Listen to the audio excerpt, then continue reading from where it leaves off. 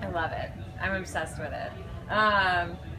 Well, number one, it's incredible because they weigh all of 30 pounds. So any girl could walk in here and pick up a board and put it on her own car. She wouldn't need her boyfriend or her dad to put it on top of her car. You can go out and paddle by yourself. And then you can also take it off the water and put it back in your car all by yourself. So it's really nice. Hi, I'm here at High Country Outfitters to interview Bubba's son about paddleboarding. Let's see what he has to say. You know, my first big race I went to was the Battle of the Paddle in California. It's at Dana Point, California. And it's the Super Bowl of stand-up paddleboard races. And I had just turned 60 years old, and they had a category that was 10 to 20, 20 to 30, and also 60 to 70. So I decided I could probably compete against those guys from 60 to 70 because I'm in pretty good shape. So I went out and entered that race, and it was really a lot of fun. And it was a gigantic race. I mean, it was the best paddlers in the world. I learned a lot about the different paddle boards, learned a lot about how to paddle correctly, and competed. And the category that I actually won was from 60 to 70-year-old category, and I won the women's section, because they apparently, in the process of computing all the data, they put me in the women's category. So I'm out there winning the women's 60 to 69-year-old category. You know, I really like it because visually, whenever I'm paddling, I can see below the surface of the water really well, penetrating down into the water. So I see the bottom a lot of times, and I see fish and animals.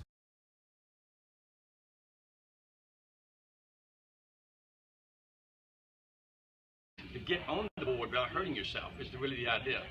And so by putting all the weight on the paddle, I'm going to slide all my weight onto the board, and I sit back, and then I can push away from the dock and paddle like this for a while and get used to the board. Very slowly, stand nice and easy, and you want to make sure your feet are nice and wide, right in the center of the board, and on a nice athletic position, like I'm playing basketball, so I got good, nice and stable. And then I'll start paddling. The idea is I really want to be able to go straight, so I have to be able to, I'm just going to lower this just because I'm not in the water.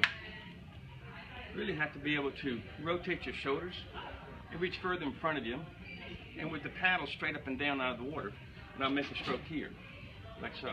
Take the paddle out and swing it to the front. So the paddle stroke is all in front of you. And you have to have the paddle straight up and down next to the edge of the board. If I do that, when I make a stroke like so, the board's going to go much straighter. So I can paddle 5, 6, 8, 10 times on one side, and I'm going straight. I'll drift a little bit to the right, and then I go to this side and paddle on this side the same way. Key thing to remember when you do fall, make sure you fall in the water instead of on the board. Because when you fall on this board, it can hurt. Not only the board, but also you. So make sure that you fall in the water. Then you go get on your board and paddle over to your paddle, and then start paddling again. Let's give it a try.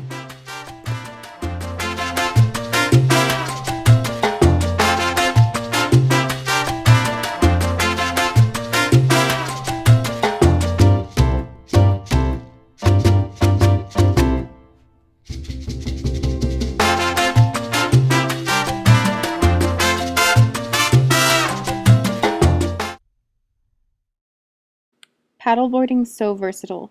You can do it so many different ways. People paddle boards on lakes and whitewater rapids, or on the ocean for distance, or surfing in with the waves.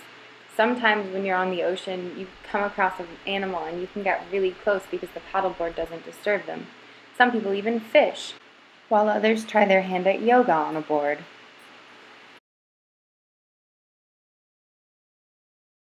It's pretty funny and challenging.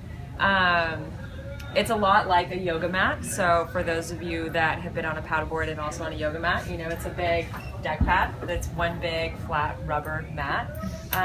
So they kind of go hand in hand. It's just really nice because you get to take your practice outside and be surrounded by nature.